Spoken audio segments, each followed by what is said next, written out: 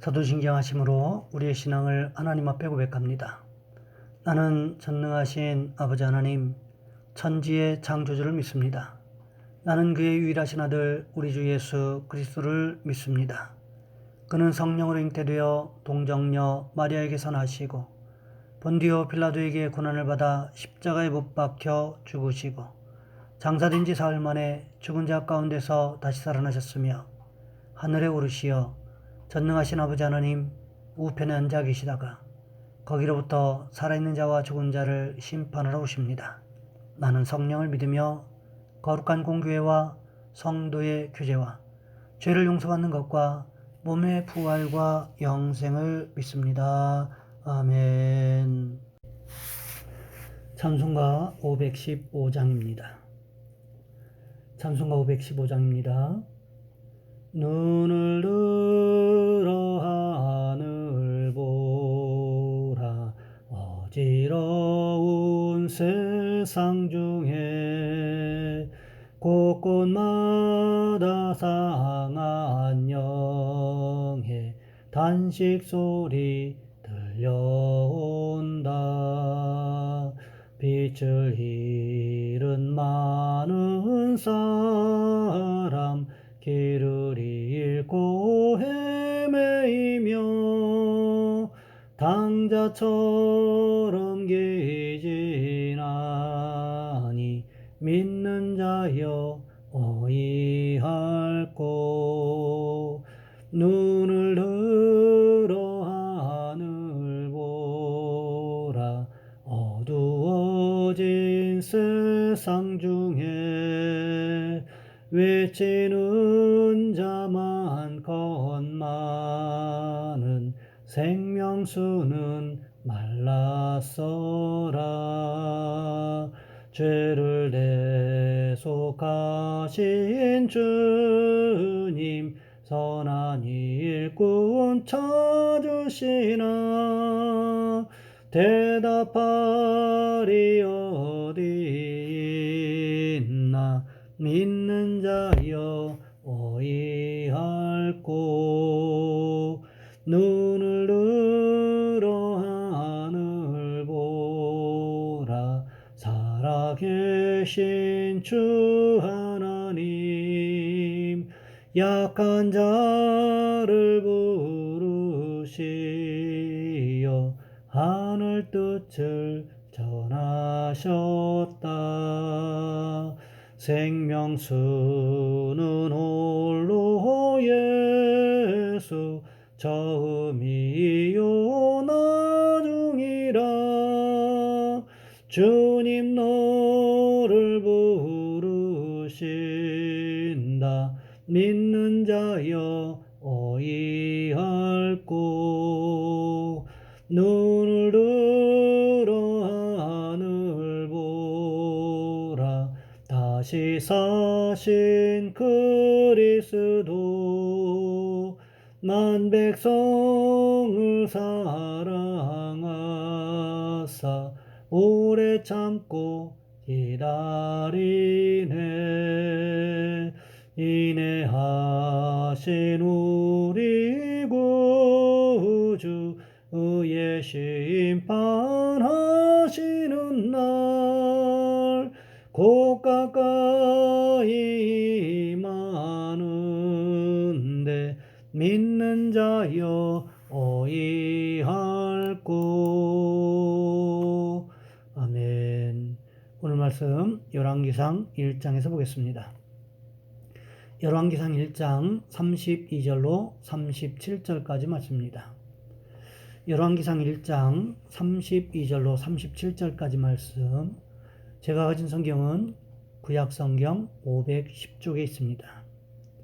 제가 봉독해 드립니다.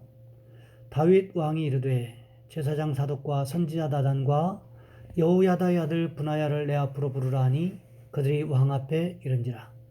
왕이 그들에게 이르되 너희는 너희 주의 신하들을 데리고 내 아들 솔로몬을 내 놋에 태우고 기온으로 인도하여 내려가고 거기서 제사장 사독과 선지자 나단은 그에게 기름을 부어 이스라엘 왕으로 삼고 너희는 뿔나팔을 불며 솔로몬 왕은 만세수를 하옵소서 하고 그를 따라 올라오라.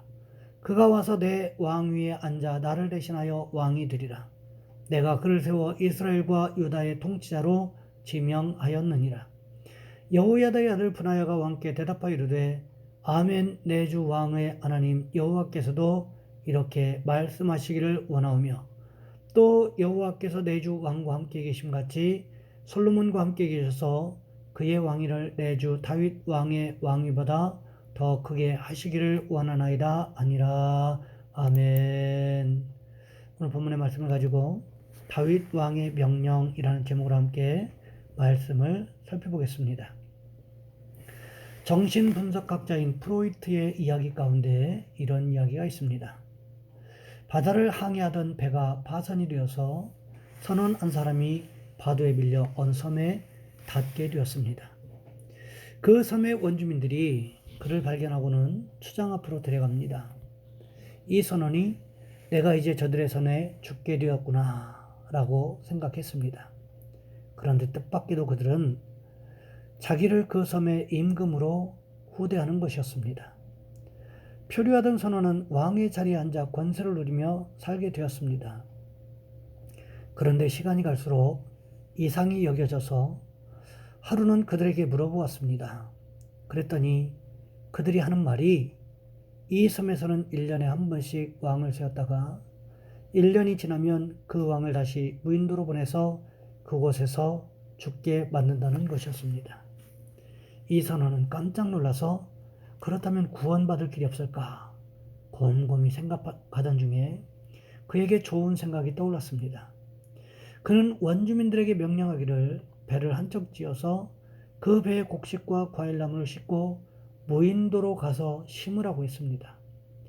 임금의 명령이므로 그들은 모두 순종했습니다. 드디어 1년이 지나자 그들은 임금을 무인도로 보냈습니다. 그러나 그는 자기가 임금으로 있을 때 구원의 길을 준비했던 까닭에 여생을 안전하게 살았다는 것입니다. 우리는 생의 위기에서 구원의 길을 걸어갈 수 있는 준비를 갖추는 신앙을 가져야 할 것입니다. 오늘 본문에도 마찬가지였다는 것입니다. 다윗은 아도니아가 왕이 되려고 한다는 사실을 전혀 몰랐습니다. 그런데 누가 알려주었습니까?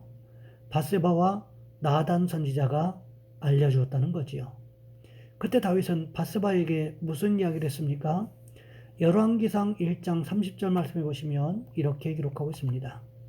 내가 이전에 이스라엘의 하나님 여호와를 가리켜 내게 맹세하여 이르기를 내 아들 솔로몬이 반드시 나를 이어 왕이 되고 나를 대신하여 내 왕위에 앉으리라 하였으니 내가 오늘 그대로 행하리라. 다윗은 무엇을 기억하고 있었습니까?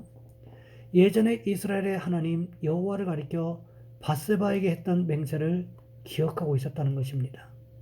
그것이 무엇이었습니까? 밧세바에게서 난 아들 솔로몬을 다윗 다음에 왕으로 임명하겠다는 약속이었습니다. 이 약속이 다윗이 인간적으로 했던 약속이었습니까? 그렇지 않습니다. 이것은 하나님께서 다윗에게 직접 했던 약속이기도 했다는 거지요. 하나님께서 말씀하신 것이기 때문에 다윗은 밧세바와의 약속을 지키려 한다고 말하고 있다는 것입니다. 그러면서 다윗은 누구를 부르고 있습니까? 오늘 본문 23절 말씀해 보시면 이렇게 기록하고 있습니다. 다윗 왕이 이르되 제사장 사독과 선지자 나단과 여호야다의 아들 브나야를 내 앞으로 부르라니 그들이 왕 앞에 이른지라. 다윗 왕이 누구를 부르라고 했습니까? 제사장 사독과 선지자 나단과 여호야다의 아들 브나야, 즉 다윗의 용사 중에 가장 으뜸이었던 브나야를 부르라고 했다는 거지요. 그렇다면 다윗은 왜 이 세 사람을 부르라고 했다는 것일까요? 가만히 생각해 보시기 바랍니다. 아도니아가 누구를 선택했습니까? 우선 군 통수권을 쥐고 있는 요압 장군을 불렀습니다. 왜요? 요압을 통해서 군 통수권을 쥐고 군대의 강력한 지지를 입게 되면 왕위에 오를 수 있는 것은 문제가 되지 않을 수 있다는 판단 때문이었다는 거지요. 그렇다면 다윗이 브나야를 부른 이유는 무엇일까요? 요압의 실권에 맞서기 위해서였다는 거지요. 브나야를 보는 순간에 사람들은 누구를 생각하게 될까요? 너무나도 자연스럽게 다윗을 생각할 수밖에 없게 된다는 거지요. 왜요? 브나야는 다윗의 용사들 가운데서도 으뜸이었기 때문에 브나야가 솔로몬을 지지한다고 하는 것은 곧 다윗의 마음이 솔로몬에게로 향하고 있다는 것을 표현해 주는 것이기도 했기 때문이었다는 것입니다. 그뿐만이 아니지요. 제사장 사독이 누구입니까? 하나님 앞에 제사를 관장하던 제사장 아론 계열의 자손으로서 아비아들을 통해서 영적 부분에서 인정받으려고 했던 아도니아의 계획을 완전히 무너뜨리는 선택이었다는 것입니다. 거기서 그치지 않습니다. 다윗의 영적 교사와도 같았던 나단 선지자까지도 함께 보내는 모습을 볼 수가 있습니다. 무엇을 뜻하는 것일까요? 나단 선지자를 통해서 하나님의 뜻은 솔로몬을 왕으로 세우는 것이라는 사실을 온 천하에 보여주기 위한 시도였다는 거지요. 그렇기 때문에 다윗은 지금 이 세 사람, 제사장 사독과 선지자 나단과 여호야다의 아들 브나야를 불러 세웠다는 것입니다. 이것을 보면 다윗이 명령을 내리기 전에 얼마나 철두철미하게 준비했는가를 알 수가 있습니다. 왜 이렇게 다윗이 명령을 내리기 전에 철두철미하게 준비할 수밖에 없었을까요? 자칫 어줍지 않게 준비했다가는 아도니아에게 오히려 반격의 빌미를 줄 수도 있기 때문이었다는 거지요. 아도니아에게 반격의 빌미를 주지 않기 위해서는 다윗의 복심으로 통하는 이 세 사람을 내세우는 것이 가장 강력할 수 있기 때문에 이렇게 했다는 것입니다. 잘못된 틈만 보이면 마귀는 그 틈을 비집고 들어오기 때문에 그렇다는 거지요. 모세가 십계명을 받기 위해서 시내산 꼭대기에 올라갔습니다. 38일째가 되던 날, 한 부류의 사람들이 나서서 말하기를 모세가 분명히 죽었다고 말합니다. 사람이 어떻게 38일 동안 아무것도 먹지도 마시지도 않고 시내산 산꼭대기 바위산에서 살 수가 있느냐고 말하기 시작합니다. 이스라엘 백성들이 생각해 보니까 그 말도 타당성이 있어요. 시내산 꼭대기, 아무도 살지 않는 곳, 물도 없고 그늘도 없는 곳, 식량도 없는 곳, 그곳에서 모세가 죽어버렸다고 하는 것, 이것이 얼마나 설득력 있는 이야기입니까? 그러니 우리를 인도할 신을 만들자고 했다는 거지요. 사람들은 우상을 만드는 일에 반대한 후를 처단했습니다. 그리고는 아론을 위협합니다. 황금 송아지 신을 만들어내지 않으면 너도 죽이겠다고 위협합니다.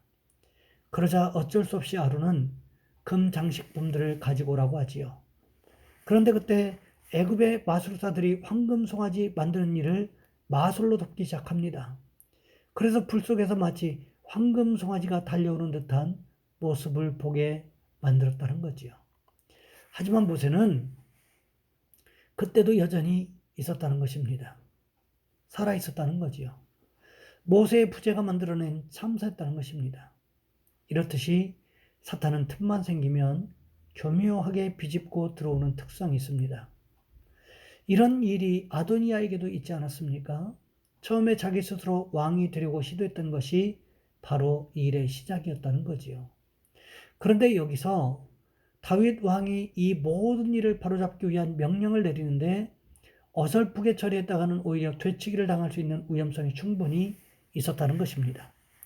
그래서 다윗은 하나님의 뜻을 가장 잘 알고 있다고 하는 나단 선지자와 하나님 앞에 제사 드리는 일에 앞장섰던 사독, 그리고 다윗의 복심이라고 할 수 있는 브나야를 내세우게 되었다는 거지요. 그러면서 이들에게 솔로몬을 기온 시냇가로 데리고 내려가서 기름을 부어 왕으로 세우라고 말하고 있다는 것입니다. 다윗으로부터 정식으로 왕위를 이양받는 것은 솔로몬임을 만천하에 공포하라고 말하고 있습니다. 다윗은 이렇게 철저하게 사리분별을 하면서 명령을 내리고 있다는 거지요.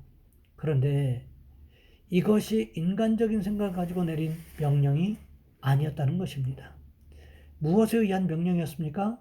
하나님의 말씀에 의한 명령이었다는 것입니다. 우리에게도 이런 모습이 필요하다는 거지요. 내 생각대로 하는 것이 아니라, 내 계획대로 하는 것이 아니라 하나님 말씀을 이루어드리기 위한, 하나님의 약속을 이루어드리기 위한 명령이 오늘 우리에게 필요하다는 것입니다. 오늘 본문의 다윗은 그런 모습을 잘 보여주고 있다는 거지요. 바라기는 우리에게도 다윗처럼 하나님의 말씀을 이루어드리기 위해서 계획도 세우고 순종도 하는 모습이 있으시기를 주님의 이름으로 부탁을 드립니다. 이 시간 우리 한 목소리 함께 기도하겠습니다. 하나님, 우리도 다윗처럼 하나님의 말씀에 순종하기 위해서 계획도 세우고 또한 기도하는 성도가 될 수 있도록 도와주옵소서. 또한 기도하실 것은 나라와 민족을 위해서 이 시간 우리 주여 한번 간절히 부르신 후에 한 목소리 함께 기도합니다. 주여, 사랑의 하나님, 우리를 도와주시기를 원합니다.